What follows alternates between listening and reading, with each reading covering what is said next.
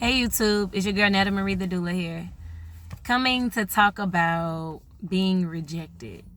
So I had a few people come to me and they were telling me about times where people chose them to be their doula and then they actually got rejected. So I wanted to come and kind of talk about my experience with rejection.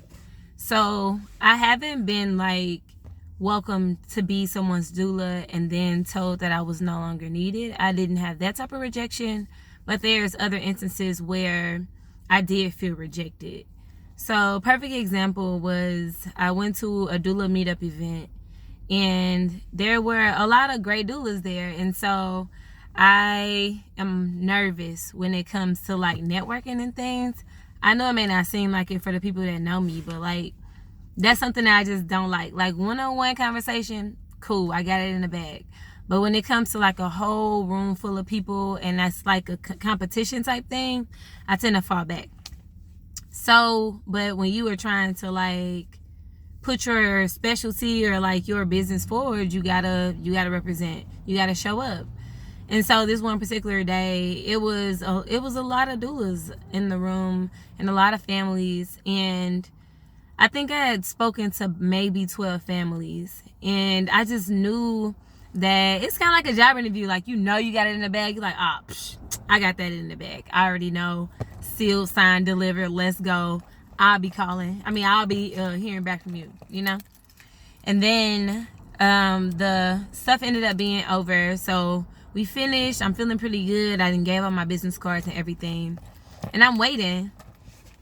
And I'm like, okay, they didn't call back tomorrow because, of course, they got to figure out who they want, who they don't want, even though they want me. So they're just being modest, giving me time to think. I don't know. But this is the kind of stuff that you got to tell yourself so you don't, trip out initially. So then I think 3 weeks had passed by. And I got a text. And I didn't know the number, so I figured, it may be one of the families. So, and it was the first time that one of the families had even texted me. So I read the text. I'm like, yes, I got a doula client. And then they were like, hey, just letting you know that we went with somebody else. We didn't want you to be waiting, but we really appreciate the interview. Oh, devastation. I was like, oh, man. And then, when that kind of stuff happens, you automatically wonder, am I fit for this work? You know what I mean? Did I do good? And then you start to internalize and reevaluate things and just try to figure out where you messed up at, because of course it's an internal thing. It's well, if they didn't want me, it must be something wrong. Not necessarily with me personally, but it must be something wrong with my services that I offer or how I spoke about my services, something that I don't offer that they probably look for. And you start tearing yourself down. And so I literally did that. I was like, oh man, what can I do? And I started looking at my packages and I started thinking about everything that I offer. And I'm unrealistically adding stuff to my packages. Okay, cool. Well, I guess I can write birth stories after a birth. And it's just Nettie, you barely wanted to write book reports or research articles when you were in grad school. You don't want to write nothing for nobody. Don't lie to yourself. So I was like, okay, bet, I'm going to add that. And then I had to stop. And I was like, Netta, honestly, people can choose whoever they want to choose. It doesn't mean that there is a lack in you or a lack in them. They didn't choose that person because they seemed like they needed them more, no, they chose the person that they wanted to have. And so I think that was a moment for me where I was like, dang, man, because I done had way more no's than I have yeses. I just want people to know that, I done had way more no's than I have yeses. But that particular time, those no's, or it wasn't even no's, it was silence. I think those are the ones that are a little harder to understand, because it's dang, man, I just know I sold it. And then you don't even get a response. Not that they even had to, but that's just my mental, processing. It's man, if I didn't get a response, maybe they still thinking about it. So you just on edge, and then kind of find out it's okay, it's been a year. I doubt they still pregnant. You know what I mean? I'm sure they had the baby by now. And so then it's dang, man, ugh.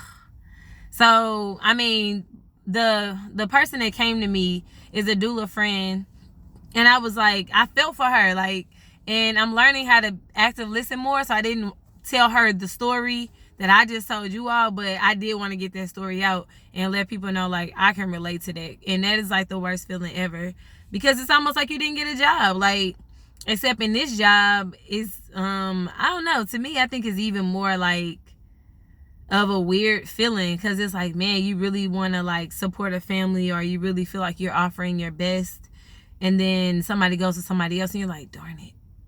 And so you just really, I mean, I guess it's like with any other job, like you can't internalize it. Like you have to remind yourself, like, you are who you are, and whoever comes across your path, that's who you're meant to work with. And so that takes me far. So for anybody that has ever happened to, like, that takes me super far. Like I always say, those who are meant to come across my path, those are the people who I'm meant to work with, and I'm grateful.